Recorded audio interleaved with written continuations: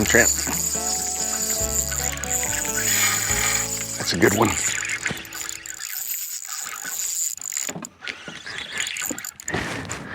I gotta try to keep us off of that. I gotta keep us off of that.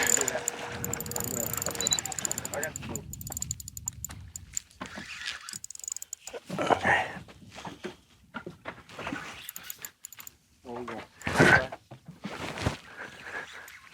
I don't know. We're back on this side, right here, right here.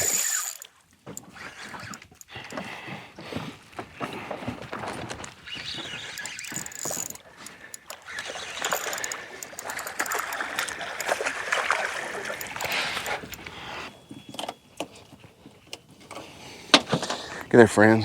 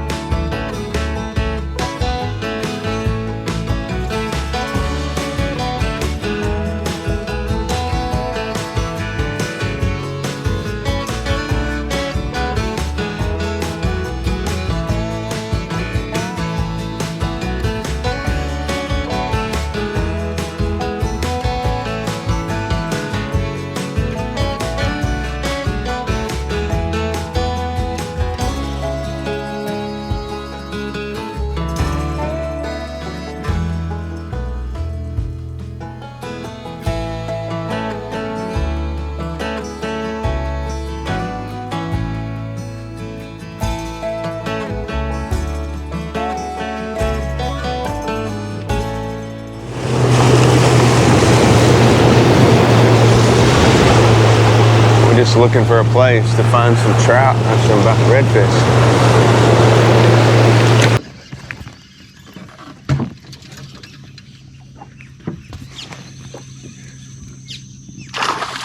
Nice. Ready for the net? Yep.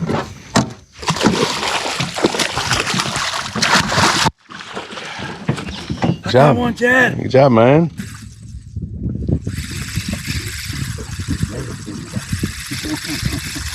Oh, I want to say, there it is again. It's a bass? Oh my goodness, let me get the net. That's a keeper spec too. Well, this tens this. Pretty nice, man.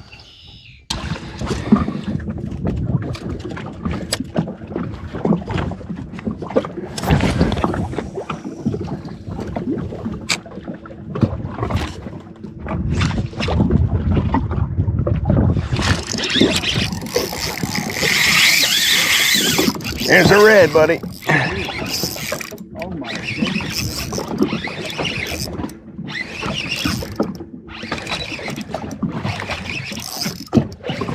He's coming into the boat.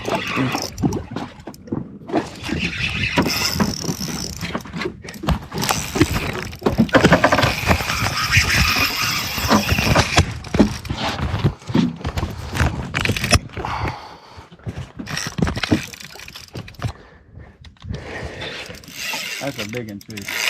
That's gonna be one big one.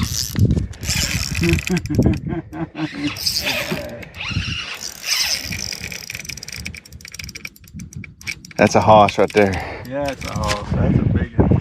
What pound leader you got on this rod that I picked up of yours? 20. Okay. 20 pound main line, 20 pound leader. I'm not gonna force him too much.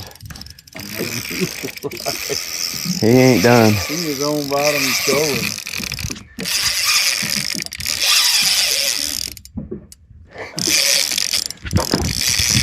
In his own time, man. In his own time.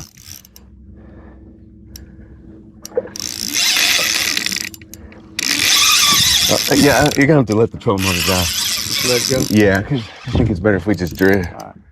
Because he's pulling against you. Okay. That is a hoss. He ran that far out. I just don't want to break him, you know? 20-pound main line, 20-pound leader on that one. I thought it was 30 and I looked, I see it's 20. It's on the side. Yeah, it's 20.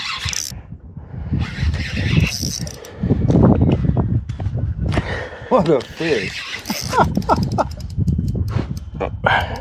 You get tired?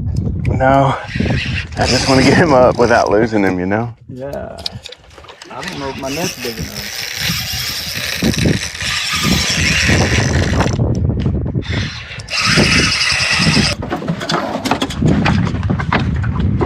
Let me see what he weighs. 24. Look at there, friends. I want to take a picture with you. Yeah, we need to take a picture. Thank you, big fish. He's ready. You ready? Yeah. Go get him, big fella. You all right? Yeah. Woo! Nice. Thank you, Trent. Nice fish.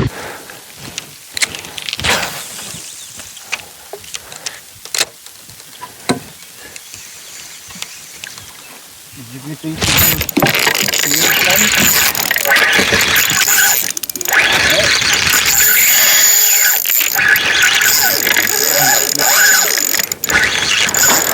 It's a pretty good one.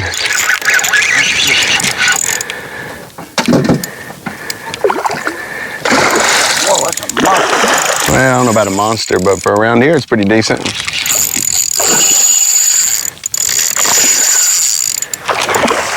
Biggest one you caught in here. Yeah, and this, for sure. Hey, good chat.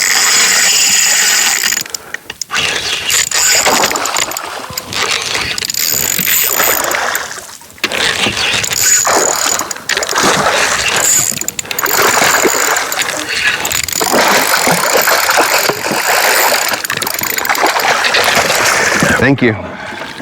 Appreciate that, man. Oh, he ate this, bro. Yeah, I saw him. It came over a little piece of vegetation, and that was it, man. Look at that, friends.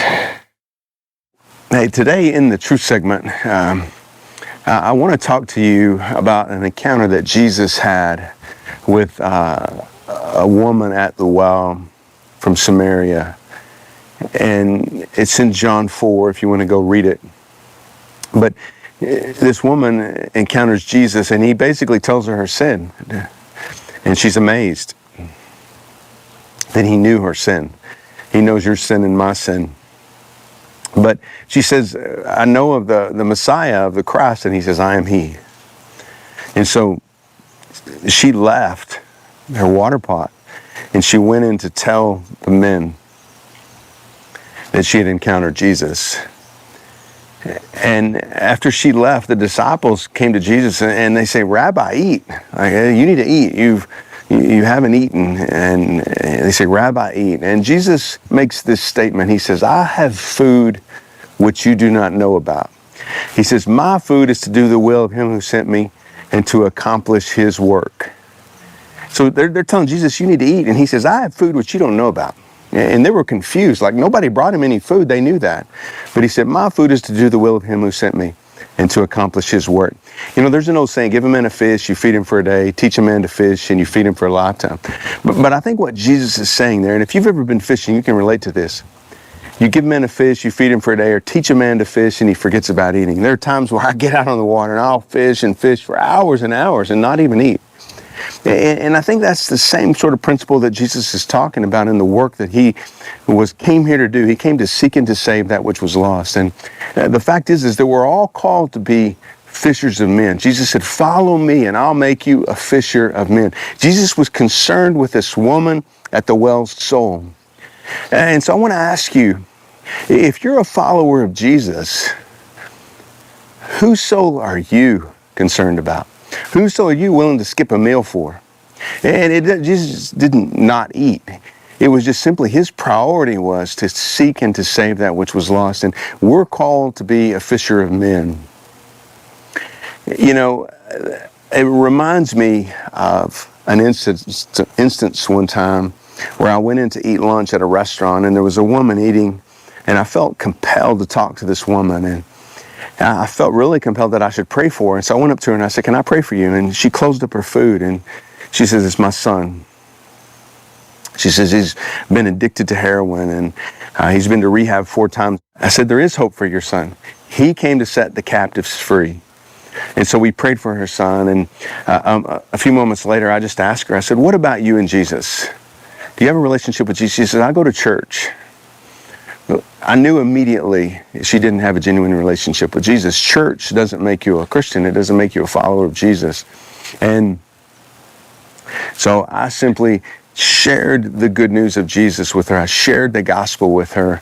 And right there, she repented and believed. And she was the manager of that restaurant. And when I go in there to eat, almost weekly, maybe it's every other week, I see her smiling face and she gives me a hug. And I think it's the idea that God did something in her and he let me play a small part in it. And we all have a role to play.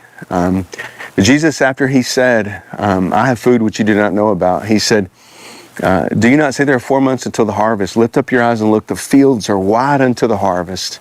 The fields are wide unto the harvest where you're at.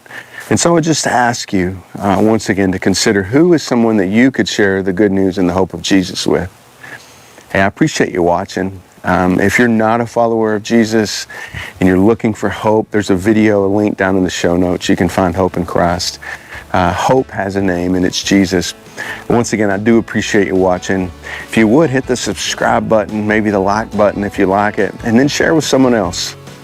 You just help us share the hope of Jesus with others if you do that. So once again, thank you. I appreciate you, and I hope you'll watch again the next episode of Hooked on Truth. Hey, thanks for watching another episode of Hooked on Truth. And remember the words of Jesus. He said, "If you continue in my word, then you're truly disciples of mine. And you will know the truth, and the truth will set you free."